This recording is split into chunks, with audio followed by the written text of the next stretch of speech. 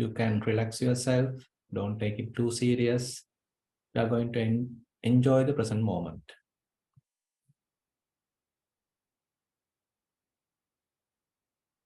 You can gently close your eyes.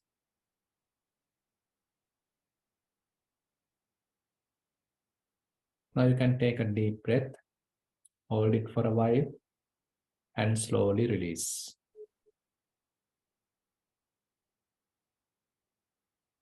And we gathered here today to listen to Buddha's teaching and to learn something and to further develop our spiritual qualities.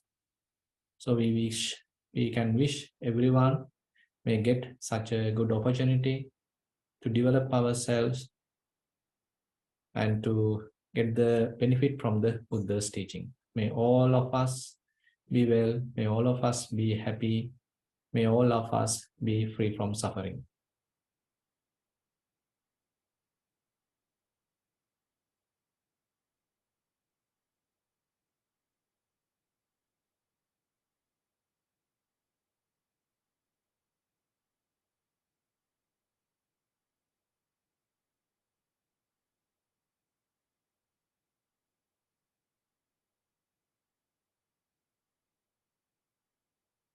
And now we can bring our attention to the body.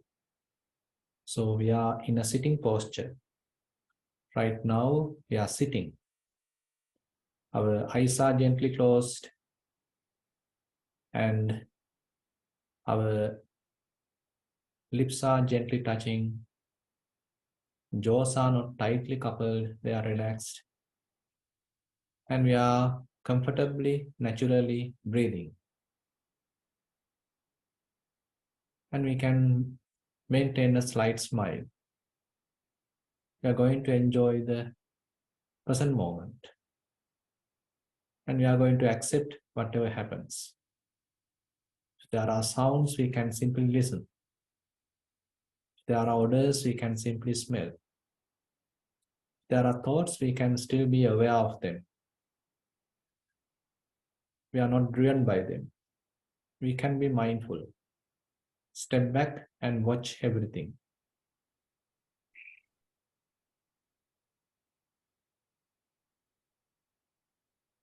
See whether you can recognize these subtle sensations. Our shoulders are in a relaxed position. And here and there, clothes are touching the body. Some places it would be a little tight. Some places may be rubbing sensation. Different kind of sensations might happen because of clothes. See whether you can recognize them.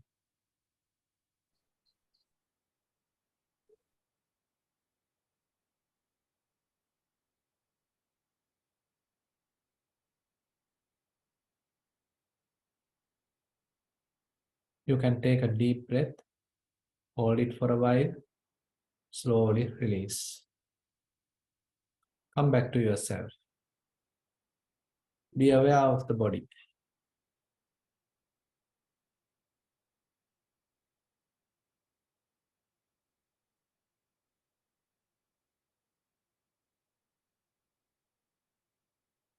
And as we further moves down, we can recognize maybe heart vibration, maybe rising and falling of the abdomen.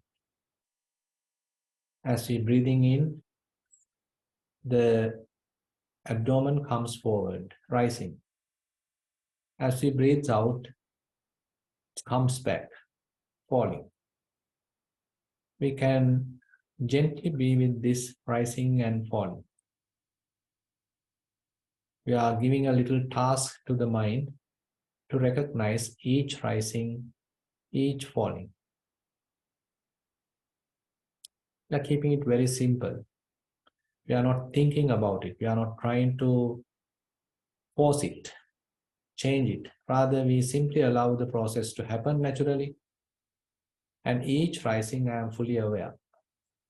Each falling, I am fully aware.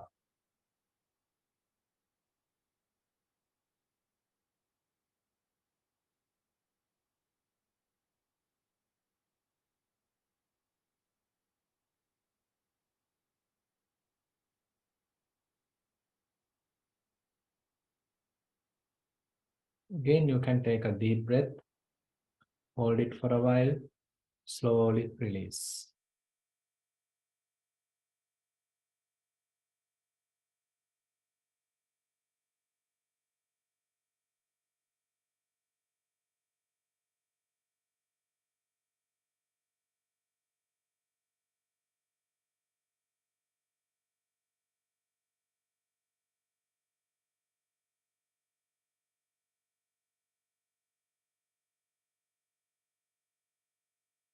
Now, if you like, you can keep your attention at the nostril and try to be aware of each in breath, each out breath.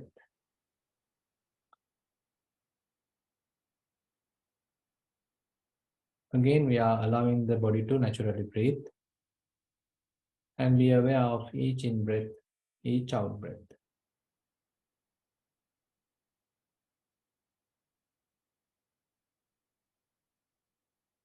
If mind wanders, we can do a little bit of noting as we experience in breath. We can note it as in. As we experience out breath, we can note it as out. Keep it very simple.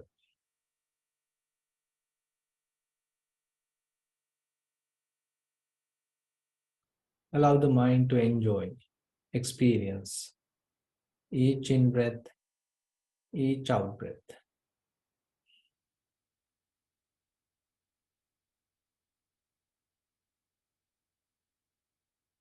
There is no hurry, there is no rush. Simply being aware of each in breath, each out breath.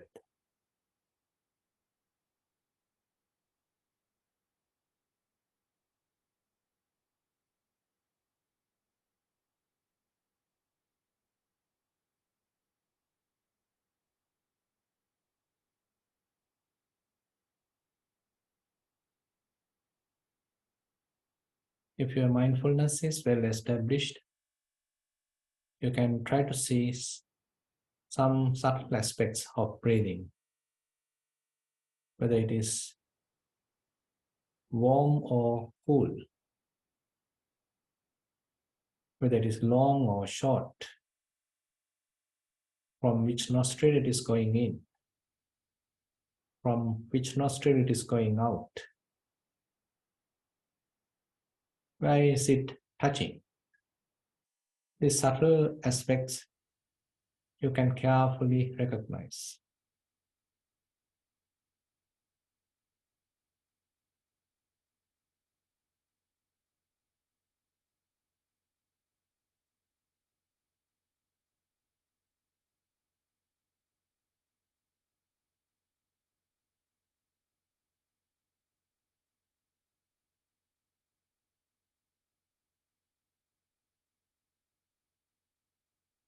Again, you can take a deep breath, hold it for a while, slowly release. Sadhu, sadhu, sadhu. So now I am going to start the today's Dhamma sermon. So let me share my screen.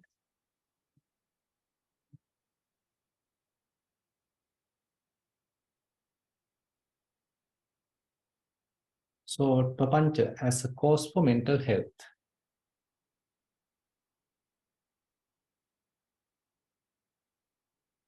So I thought of starting this session with some today's research findings. And actually, definitely we can get into Buddha's teaching slowly. But in order to arouse some sort of curiosity and connect with today's scientific knowledge and some research already conducted by various people, and I thought of sharing with you some recent findings. And recent research findings also very much approve what we are going to discuss today. And in one book called Effortless Mindfulness by Lisa Dale Miller, she too is a psychiatrist and seems to be a psychotherapist, and she is telling in this particular book. At the center of what goes wrong cognitively in a mind overcome with depression and anxiety is an elite pair of bad actors, rumination and worry, amplifying each other. They contribute to the longevity and intensity of symptoms. So basically, here she talks about two aspects, and rumination and worry, and those are adversely affecting depression and anxiety. So I'm not a doctor, so I'm just trying to get some indications, some experts' findings to get into this topic, so that we very much know what we are trying to talk. So the rumination and worry, therefore, contributing to depression and anxiety. So these are some we can say some concrete findings that people have done through research. And then another research conducted by few more others, several others actually. So their conclusion: worry has been shown to magnify both anxious and depressive symptoms, while rumination exacerbates depression by binding repetitive thoughts to negative beliefs and attitudes. So we might have negative beliefs, we might have various different kinds of fixations in the mind, and again we are thinking about them, and ultimately can end up with various anxiety or depressive symptoms or even depression. And then the same book, Effortless Mindfulness, that Lisa Dale Miller, so she is further highlighting rumination and worry, two aversive forms of papanca, arise from hatred and unwholesome conceptual formation. Each is nurtured and sustained by self-directed negativity. So here, self-directed negativity. So you are thinking bad about yourself. You are thinking negatively about yourself, kind of self-hate. And so ultimately, this can actually lead to a kind of depression. And at the same time, by rumination, by conceptual proliferation, the whole situation get aggravated. So she again highlighted about the rumination and worry. And another finding by several others, rumination and depression have been shown to increase attentional fixation and decrease cognitive flexibility. So attentional fixation, now you can't think something else. You are very much fixed. Your mind is fairly fixed, narrowed. And out of that, you can't think. So again and again, you are thinking the same thing. Rumination is going on. And this is another group, they have very much found the same thing. And it has gone to a major depressive disorder in research studies with major depressive disorder sufferers. Mind wandering occurs most prominently in rest periods between mental tasks, during which subjects report ruminative, negative self-referential thinking. Another aspect we can recognize from here, so when we don't have a particular task assigned, when we are simply idling, when we are simply have a little free time, during that time, rather mind become relaxed and peaceful. So here they found the mind can get into a kind of depressive disorder because of that negative self-referential thinking. Again and again, something going on about maybe about ourselves, and it can be more negative and can ultimately lead to a depressive disorder. Now, here from these facts, what I want to highlight is that so these are some recent findings, and they are based on fairly, we can assume that some factual information, and they were conducted more professionally, scientifically, and now they have recognized rumination, worrying, conceptual proliferation are major causes for various mental issues. Now, this is actually highlighted by the Buddha very prominently in many courses, in many discourses, and I am just referring few discourses here. And here Buddha mentioned cause for all proliferation. Now, today's topic is very much into Papanca and highlighting their contribution towards various mental issues, health issues. And here Buddha talks about the root of the conceptual proliferation. The root here where Buddha highlights as the conceit I am, the entire root of concepts due to proliferation. So the I am, that is very deeply rooted,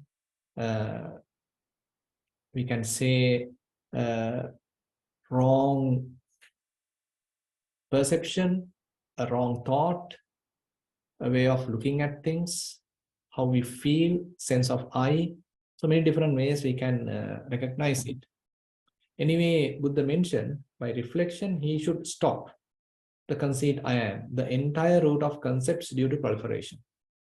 The Blessed One said, whatever cravings there may be internally, he should always train mindfully for their removal.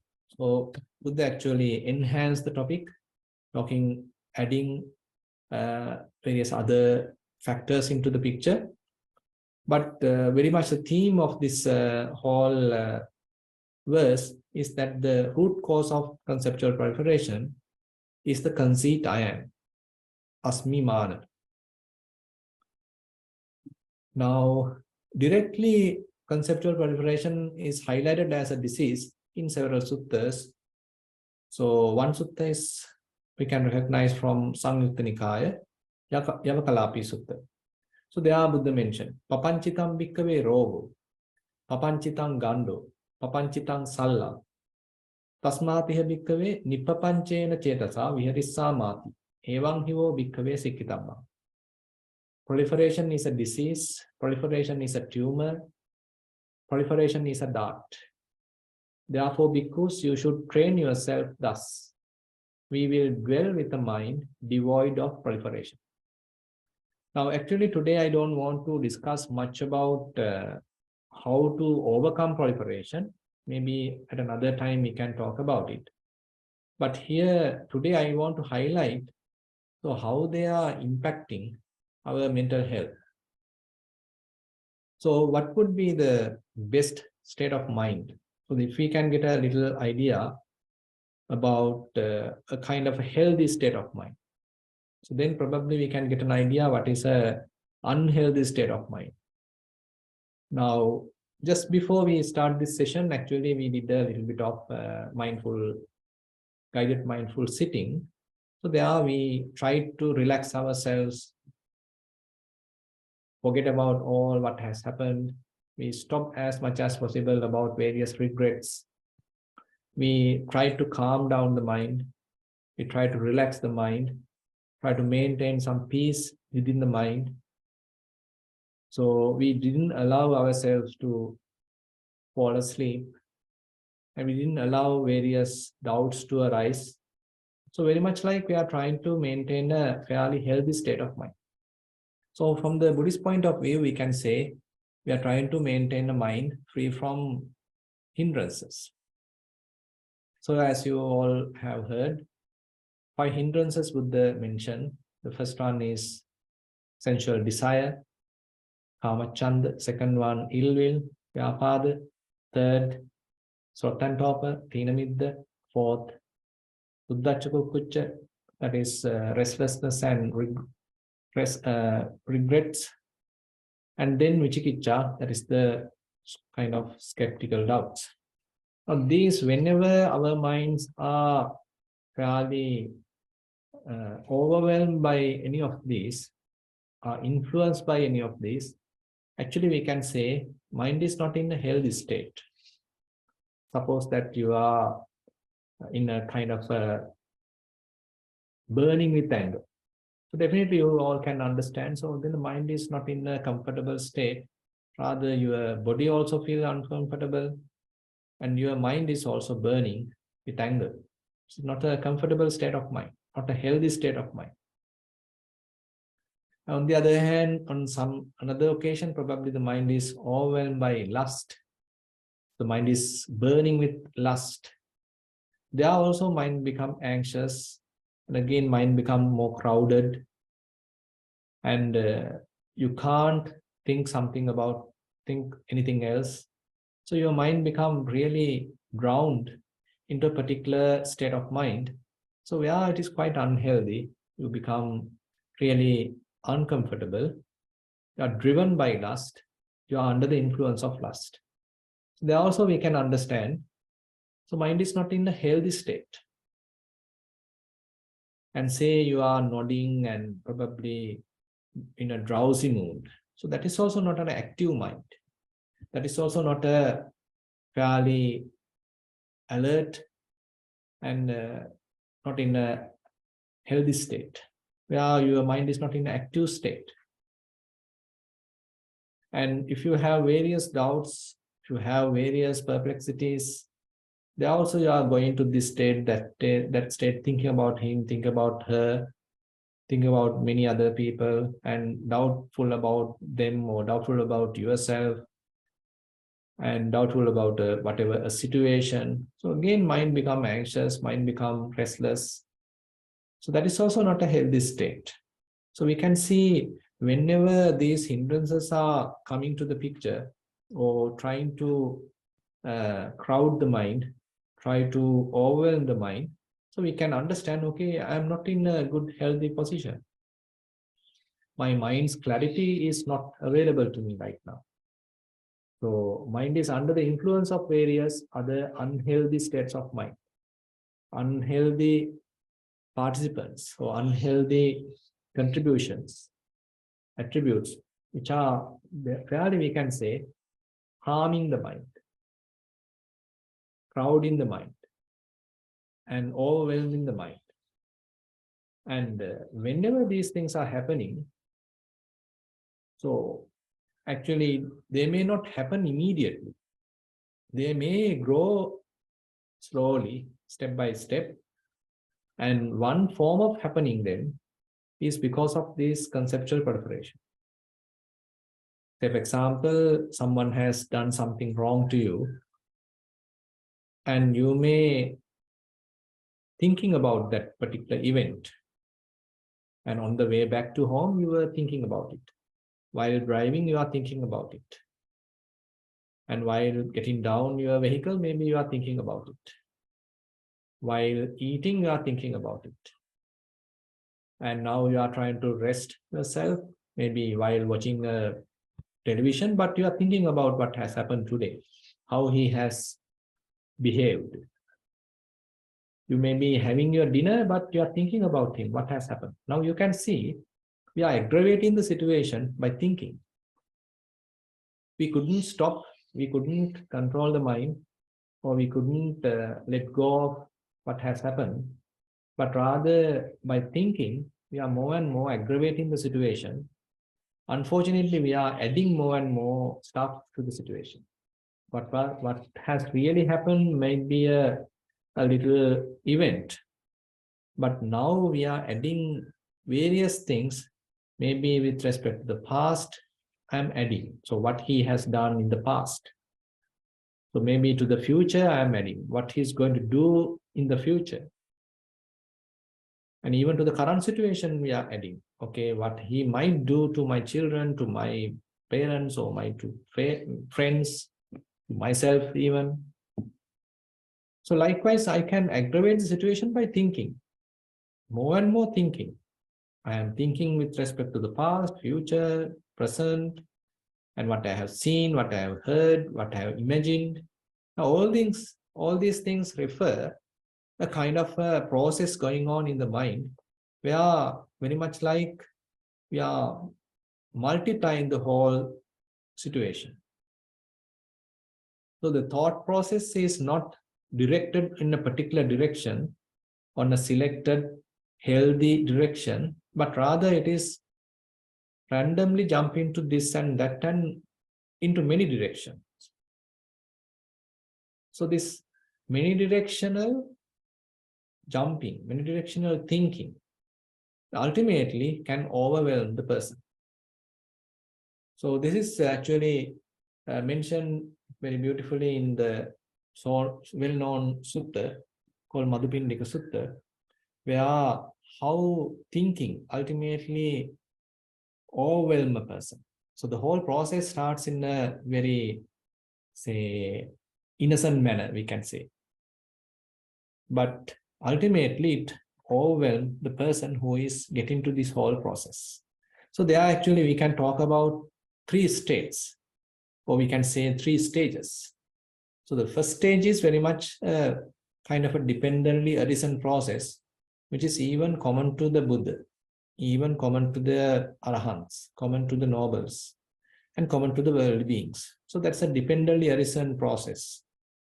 And then there is a personal involvement into the picture. And ultimately, this personal involvement leads to kind of a overwhelming situation. Now, the very person who started this thinking process has become a victim of that very process, where the whole process has grown to an extent where he can't stop himself. So this is how it highlighted very beautifully in the Madhupindika Sutta. So we can very much talk from the very primitives, very fundamentals, how when a person is looking at something, how he starts conscious about it. And then as a result of that, he is being aware of it, he has become a little alert about it, his mind become a little excited about it, and now a feeling arises. So there's a, assume that it may be a pleasurable feeling. And as one feels, now he want to recognize what's going on. He perceives. And once we perceive, start thinking. So this thinking is what slowly growing. Maybe thinking with respect to the past, to the future, to the present. But here, still we are thinking or considering only the eye contact. And now slowly thinking overwhelms the person. What one thinks about, that one mentally proliferates. Now, when it comes to proliferation stage, so one is very much like become a victim. With what one has mentally proliferated as the source, perceptions and notions of mental proliferation beset a man with respect to past, future, present forms of cognizable through the eye. Now, here only we are talking about the eye contact or eye consciousness, but this is common to all the contact. Through the eyes, we simply see the sights. Through the ears, we simply hear sounds. Through the nose, odors. Through the tongue, we recognize various tastes. And from the body, we recognize various tactile sensations. And then from the mind, we can recognize various mental objects. Now, whenever we are using all these sense data, since we don't know how to handle them, and we allow the mind to very much think about them, again and again think about them, consider about them, and ultimately we can't stop ourselves and we get into a kind of a vicious cycle. Now, immediately it may not happen. The whole process starts as a very innocent, dependently arisen process, but then only I am involving, I am putting my hand, I am interrupting, or I am adding myself, or I am doing a little bit of fabrication, I am doing a little bit of contribution to that what has happened, what I have seen. So my part happens in the middle, but when that contribution or that interruption or that participation happens, so now that independent process, or we can say the dependently arisen natural process, has diverted to a kind of a personal interpretation, involvement, and ultimately it can grow to many different directions, and that many directional thinking ultimately become the conceptual proliferation, Papanca. Now, once Papanca level has arisen, so now I can't stop. So the person who started thinking has become a victim of that very thinking. So this is the process, typically what we can see coming from the Madhupindika Sutta, how thinking lead to conceptual proliferation. And there's another story available in the Digha Nikaya. So there's a very interesting discussion between Buddha and the god Sakka. So there, god Sakka asks an interesting question. But what, dear sir, is the cause of thinking? What is its origination? That what gives it birth? What is its source? When what exists, does it come into being? When what doesn't exist, does it not? So basically, he is asking about thinking. So how thinking happens? What are its causes? And by eliminating which cause, that we can stop thinking. So the Buddha answers differently here from a different point of view. Thinking has the concepts characterized by the proliferating tendency as its cause, has the concepts as its origination, has the concepts as what gives it birth, has the concepts as its source. When the concepts exist, thinking comes into being. When the concepts are not, it doesn't. Now we can see another picture here. Now concepts.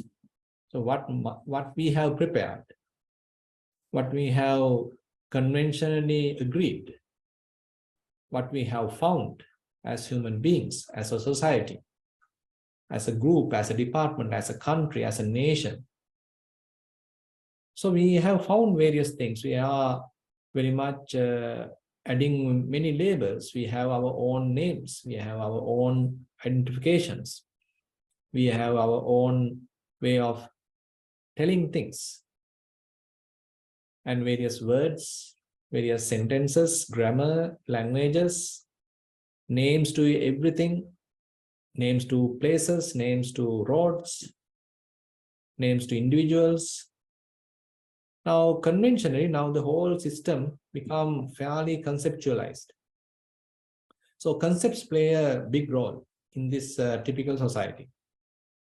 So now we take concepts for granted and we think, okay, these concepts are very valuable and we need to learn all these concepts. We need to learn, we need to memorize all these different names.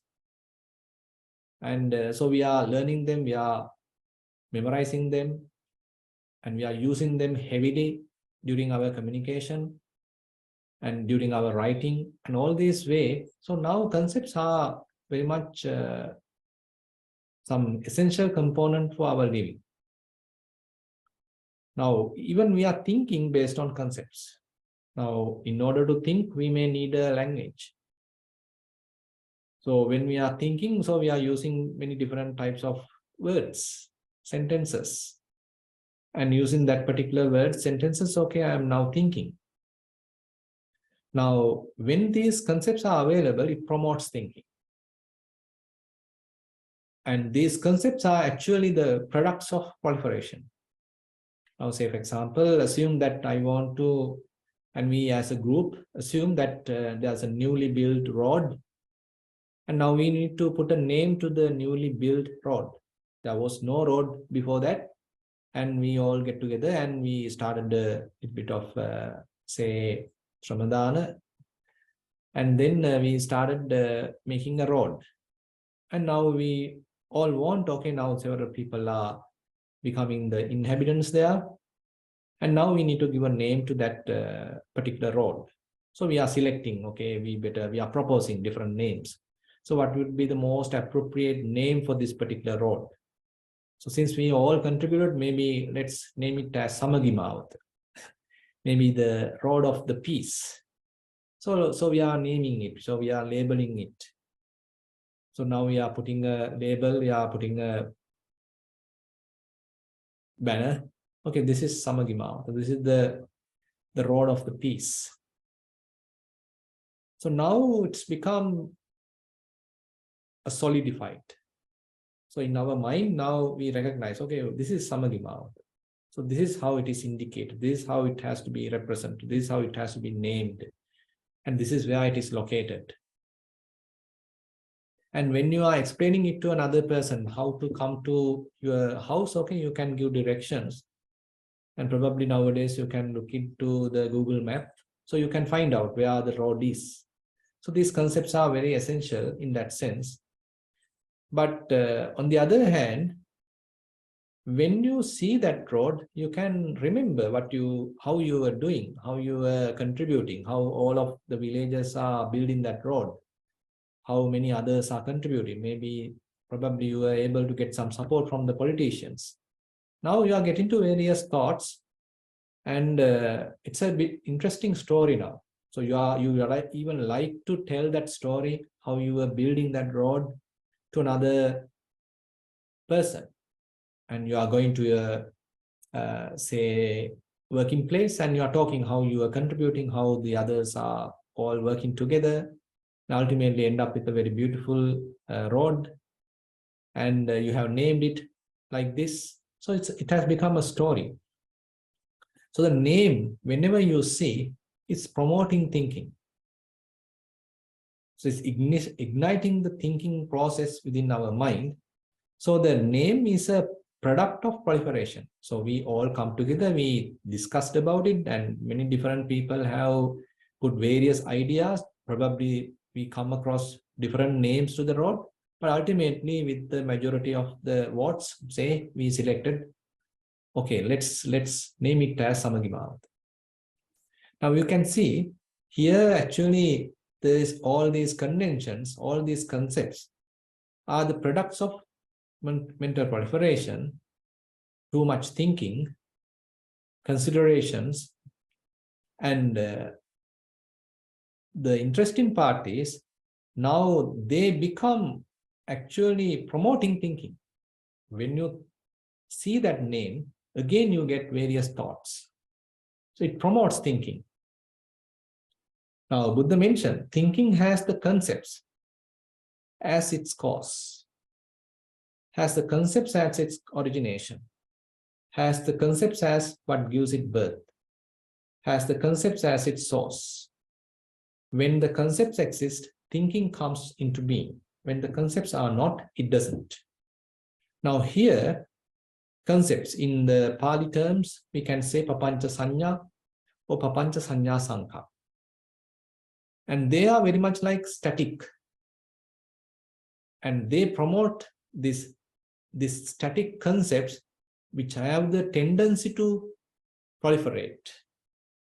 When one see it, refer it, use it, so that one's mind become agitated, rumination going on, thinking going on, again and again, referring going on, and the thinking is a cause or a product of these concepts. Now, actually, we can see kind of a vicious cycle where in the first level, we can say thinking promotes conceptual proliferation, as we can see in the Madhupindika Sutta. And on the other hand, the product of thinking is these concepts. So whenever we see those conventions, concepts, names, words, languages, so whatever man-made products and various kind of promotional advertisements. So when we see them, when we hear them, actually they promote thinking. Now this is actually a kind of a vicious cycle we get into. So once we start thinking, we may end up with various products, various conclusions, various conventions. And once we are referring them again and again, so that promote thinking. So we are very much like trapped. So all these things, actually we can say, can come to that stage. So Buddha mentioned proliferation as a disease. So mind becomes fairly crowded. I mean, you can't stop yourself. Once you see a beautiful thing, okay, you get kind of a desire about it. You start thinking about it. You can't stop thinking about it because it is so beautiful. The way it is presented is so attractive. And people know how to do all these fabrications, all these promotional advertisements are, products of this human thinking, fabrication, constructions, preparations, and it promotes thinking. The person who is seeing that, and say music, composing, is a product of many people's contribution. One may be writing the lyrics, and maybe some others doing the music composing, and another person is singing. It's a kind of a contribution of many people. And ultimately it becomes a song. And the person who is listening to that song, not only enjoying it, but again promotes thinking. He's getting to a new state in the mind, and basically he starts thinking. And where the thinking takes us, it can take us even to the depression. It can take us into a kind of a mental sickness. It can take us into a kind of a, say, anxiety. Because thinking started, and we don't know how to tame the mind. We simply allow the mind to think. Ultimately, that thinking is growing in many different directions, and we become a victim of that very thinking. And now I can't stop thinking. So many directional thinking is one aspect. And on the other hand, into the rumination, so it's a kind of a repetitive thinking on the kind of a subject where I can't stop myself. Again and again, same disturbing thought process happens, and I can't stop thinking. So we can see the gravity of this subject. And when we are coming to the mental, say, calmness or peacefulness. So as we just discussed, as after a little bit of meditation, after a little bit of mindfulness practice, mind become calm, relaxed, less thinking. So it is not through thinking that we are trying to realize the Buddha's teaching. Rather, here we are trying to calm down the mind. So just before the session, we did a little bit of mindful sitting. So it calms down the mind, and it promotes kind of peace in the mind, a relaxed state in the mind, a kind of equanimous state in the mind. So this equanimous, calm, relaxed, and silent state of mind is complete opposite of this rumination, complete opposite of this worrying, complete opposite of this conceptual proliferation. So therefore, conceptual proliferation, Buddha highlights as a dart, as a kind of a tumor, as a kind of a disease. So you can see the gravity, how Buddha has seen the problem. So we couldn't actually see beforehand. We promote thinking, and people may even tell you, why don't you think about it? So whenever a problem happens, people are promoting thinking. Why don't you think about it? Give a second thought. So that is how we are telling, okay, you give a second thought. You better ask from someone and think about it further. That's how we promote. So thinking is a tool, actually, we as human beings. So so that is a kind of a very good opportunity we have. Thinking is not a really bad thing in that sense. But if we don't know how to think, and if we can't stop ourselves thinking, then ultimately it can lead us to kind of mental illness. So therefore, this thinking, too much thinking or overthinking, has become a major issue in one's life. So are you a person who is overthinking? Are you a person who is thinking too much? Are you a person who can't stop thinking? Are you a kind of a person who cries because of too much thinking?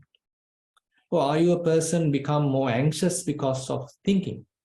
Suppose that there is a presentation tomorrow, and suppose that you are thinking, and you couldn't prepare the slides, or you couldn't prepare enough, say, facts to that, and there are many participants going to participate. There are many distinguished guests, So why are you becoming anxious?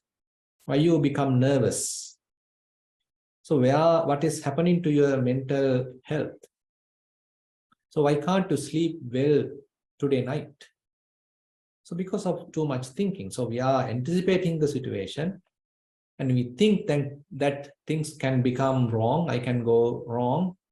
The words might not come into the mind, and all the facts I am going to tell might not come into the memory. So I might lose my memory. So all these different things I can imagine and I can think about it. I can then become anxious and might be even putting myself down. So likewise, so this too much thinking actually makes us really worrying, really anxious, and really restless.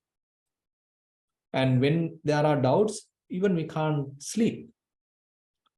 And when there is restlessness, we can't even sleep. So when we can't have enough sleep, then it can lead to maybe certain further mental illnesses. So as you might know, so there may be, say, psychiatric doctors here in this audience, probably. So you might know. So doctors, when someone is going to take some help from them, so they are asking, so are you getting proper sleep? Is there any disturbance in your sleeping cycle? Are you getting proper sleep? Because you can't even sleep well because you are thinking too much. So mind has become too restless. Various doubts. So too much doubts. So various names are there to various diseases. I am not going to tell about them because I am not an expert in that. So you can see, so these little things, so this thinking, if we don't know how to handle it properly, if we have no control about it, and it can become a real major disaster. It's a real capacity we have. It's a kind of a skill we have. But if we don't know how to use that skill properly, it can lead to this conceptual proliferation, which ultimately lead to different kind of mental health issues. So actually, I just want to highlight these points and many different solutions actually Buddha suggest, and talking to them will take time. Probably actually it is worth discussing those many different solutions in a separate topic because it's really worthy subject. But understanding the gravity of the problem is also very important. So that is what I try to do today. So understand the gravity of this problem. So conceptual proliferation is a disease. Proliferation is a tumor. Proliferation is a dart. So therefore, Buddha advised his followers, therefore bhikkhus, you should train yourself thus. We will dwell with a mind devoid of proliferation. So kind of a direction is given to our practice. So if you are a mindfulness practitioner, so we need to recognize the direction. What is the direction that it has to lead us? So even though I am practicing mindfulness, even though I am practicing metta, even though I am practicing, say, mindfulness in breathing, so if I am allowing my mind to think too much, overthinking, conceptually proliferate, so I am very much not getting the enough benefits from what I am doing. So if I can recognize the direction, so these methods are there for me to minimize thinking and have a little bit of control in thinking. And then I am putting a kind of direction to my practice. I'm putting a objective to my practice. And again, I am making kind of the culture in my mind. So I'm not allowing, say, many directional, random, or say harmful way of thinking, but the thinking may happen under my supervision. Thinking may happen within the mindful space. If such is possible, then it's great. Maybe at another time we can discuss, so what are the possibilities available, what are the remedies available, what are the methods available to overcome this conceptual proliferation. And actually, I like to conclude today's Dhamma sermon with that. And now I like to open the session for questions.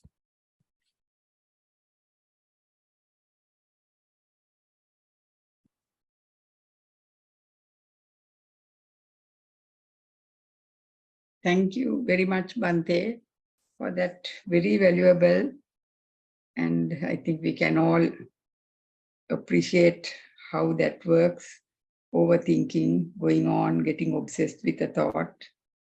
But then we can use a disease. It will be very interesting to know how to get out of that situation in another session, of course. Hasn't the Buddha said that to think of things that you have done good is a good thing? So there is good thinking also. They have even, I don't know, it was, rethink on those is better, forget the bad, but dwell on the good. Is that correct? Yeah, that is another aspect. Basically, Buddha has mentioned, actually here the practice has many different stages, we can say. So first of all, a person starts having we can say a sappurisa. So assume that we are in a kind of a very much recognized as a bad person. Now I meet a good person, now a teacher, and then he is instructing me, okay, you better stop these bad things and you better do a good thing and think about that, what you have done. So suppose that you are helping another person and you think about it. And this remembering what I have done, a good thing that I have done, the, say, kind of a pleasurable or pleasant experiences that I have experienced in the past. So that may promote kind of happiness in the mind and a positive feeling in the mind. And it may appear as a kind of a remedy. That is one level. And on the other hand, thinking positively about myself. I'm a good person now. So I may deserve more, say, spiritual qualities. I may deserve kind of spiritual progress because I'm a good person now. So it promotes kind of positive thinking. And say you are continuing like that, at another level, probably you can recognize as the understanding is growing, your deep understanding about the Dhamma is growing. So probably you might understand when the I happens, when I am happens, when the self-referential thinking happens, so it can promote a little bit of distress. It can promote a little bit of anxiety. It can promote a little bit of unsatisfaction, a little bit of frustration in the mind. So that is why when it is coming to the, say, deeper practice, we can say, even that I-making, mind-making, conceit I am, even those can lead to conceptual proliferation, and that is where the root is available, the source is available, and now one is recognizing that root. So once one recognizes that root, now he is not promoting that kind of self-referential thinking, kind of self-promotional thinking, and say, in a way we can call it as a personality type of thinking.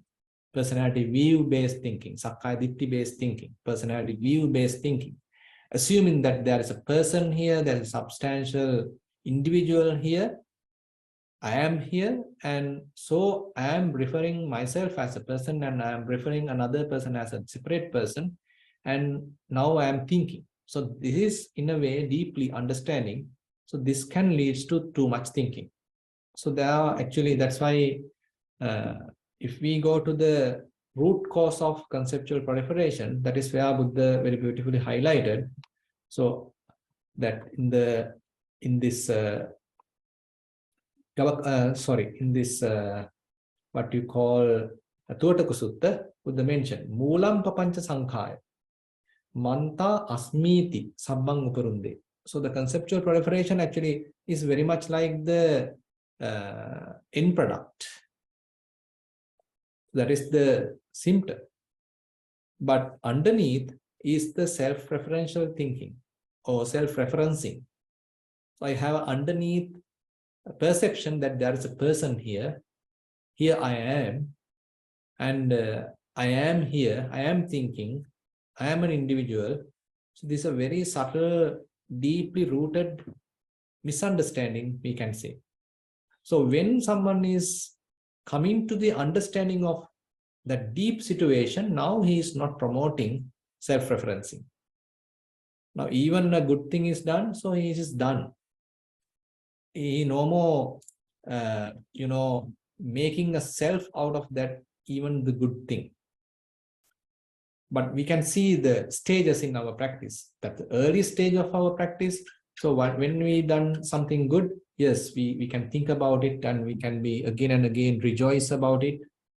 So that is also promoted at one level.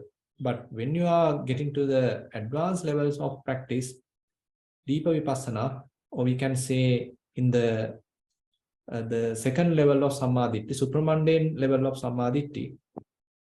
So there Buddha don't allow all these type of self-referential thinking or ignorant type of thinking or promoting a self-view within oneself. Even that is Buddha say you need to recognize, okay, rather than claiming as a person, now you need to disclaim that personality view.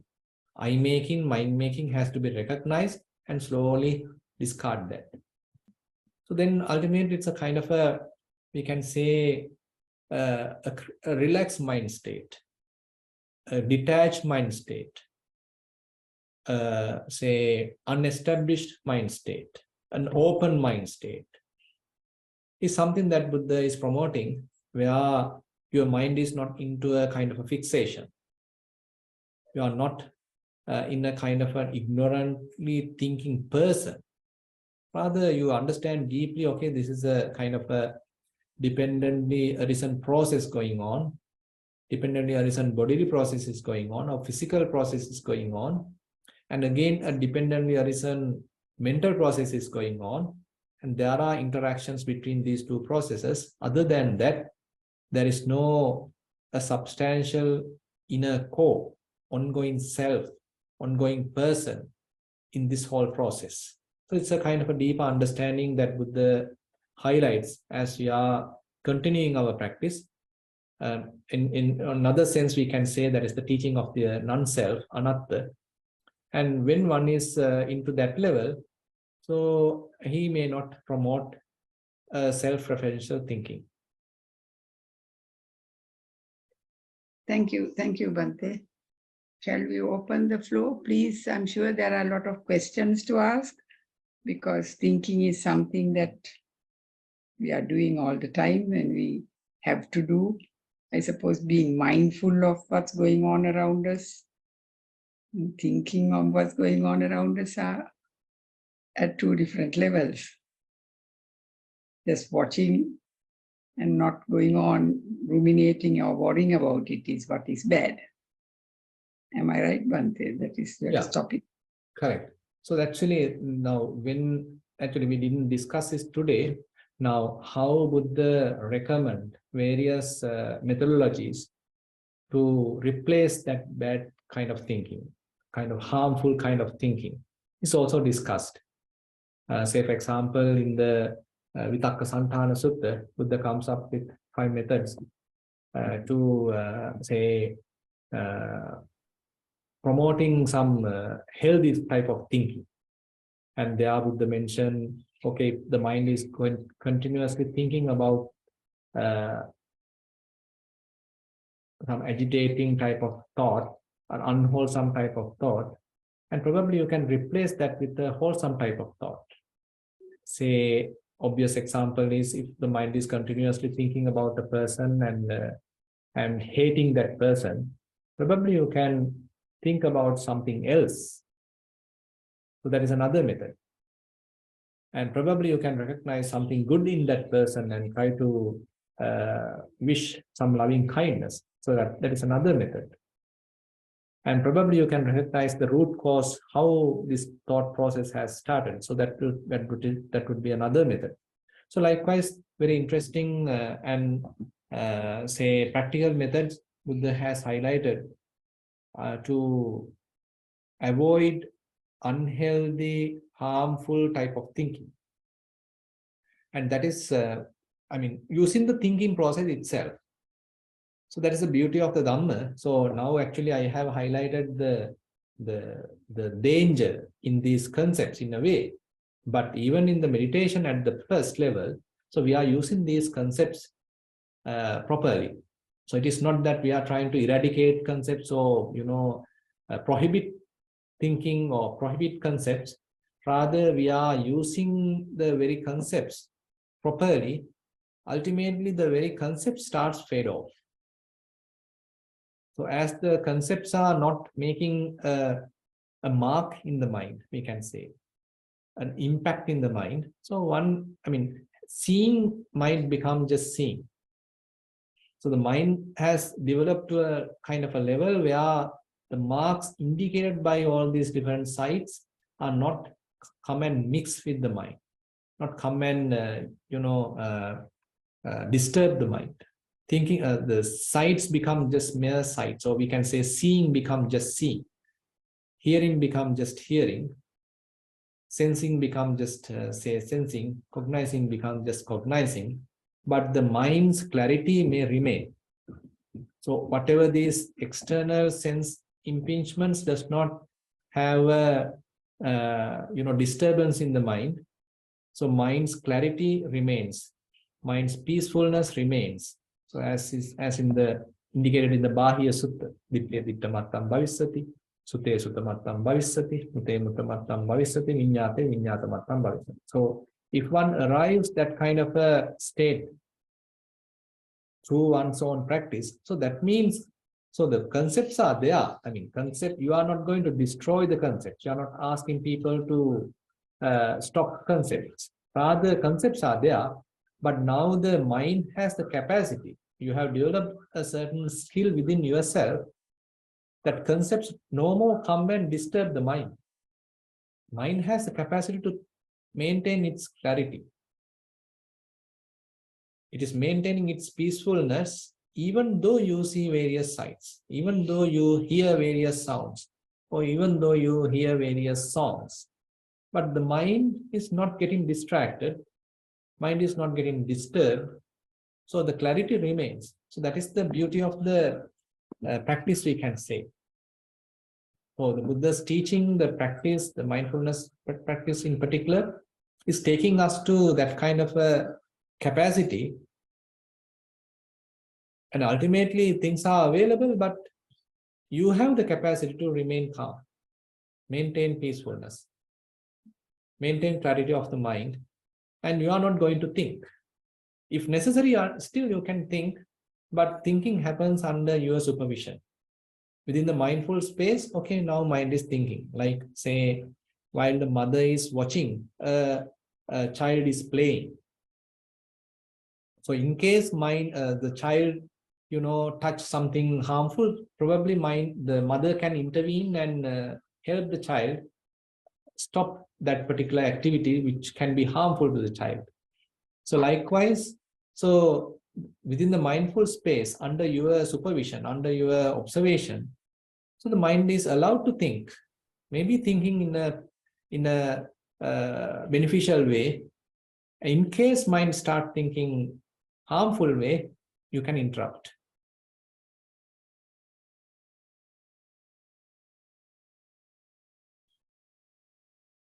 Any questions, please? Bhante is here to answer questions.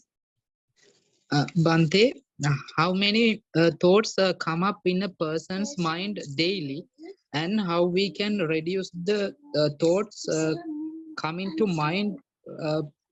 How is there any specific way to control the thoughts coming up to mind?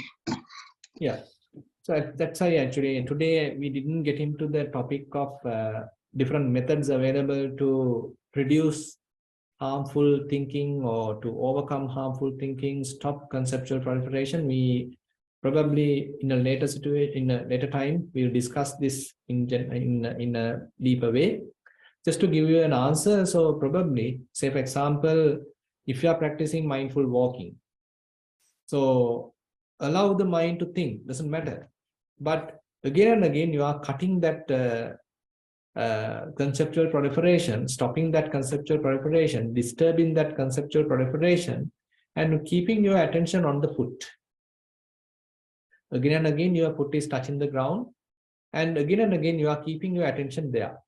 So what happened through this process, through this exercise, is that that ongoing story in the mind get weakened. So the amount that you are spending in storytelling become less and less, because you have a kind of a directed experience. You have a kind of a selected experience, an unharmful type of experience, which promotes the kind of mind in a more cultured, more, beneficial way of mindfulness. And you may understand now thinking has become somewhat weakened.